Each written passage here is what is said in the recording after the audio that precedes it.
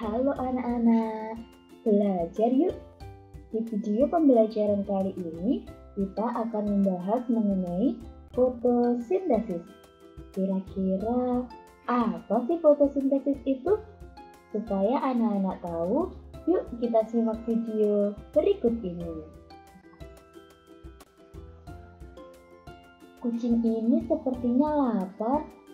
Kalau tumbuhan bisa merasakan lapar atau tidak ya? Benar juga ya. Bagaimana cara tumbuhan mendapatkan makanan? Tumbuhan kan tidak punya mulut. Manusia dan hewan akan mencari makanan jika merasakan lapar. Hewan akan bergerak mencari mangsa. Manusia akan memasak atau pergi untuk minta dibuatkan makanan. Benar tidak? Lalu, bagaimana tumbuhan mendapatkan makanannya?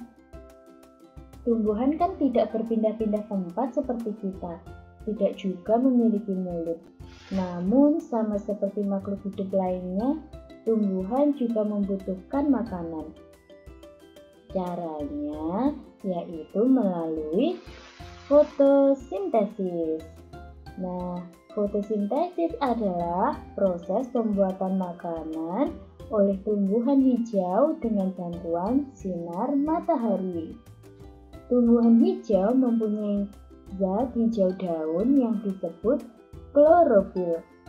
Dalam proses fotosintesis, tumbuhan hijau juga memerlukan air, karbon dioksida, dan sinar matahari.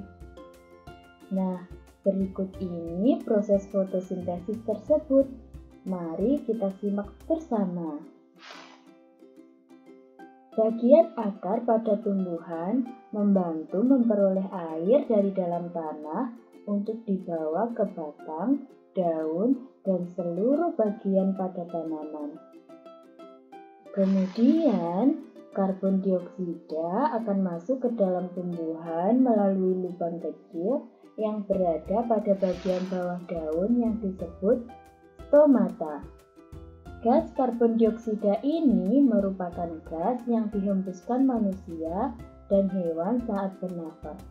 Karbon dioksida juga dihasilkan dari pembakaran kendaraan bermotor, aktivitas pabrik, dan lain-lain. Kemudian, tumbuhan akan mengolah karbon dioksida dan air dengan mesin khusus yang dimiliki oleh tumbuhan, yakni klorofil. Klorofil akan menangkap energi dari cahaya matahari dan menggunakannya untuk mengolah air, karbon dioksida, dan cahaya menjadi karbohidrat dan oksigen. Proses inilah yang disebut fotosintesis, yang diambil dari kata foto dan sintesis. Foto artinya cahaya dan sintesis artinya pembentukan. Nah, proses fotosintesis ini menghasilkan gas, yaitu gas oksigen. Gas ini dipakai oleh makhluk hidup untuk bernafas. Sedangkan hasil yang kedua yaitu karbohidrat atau makanan. Nah, makanan yang dihasilkan melalui proses fotosintesis ini disalurkan oleh batang ke seluruh bagian tumbuhan untuk tumbuh.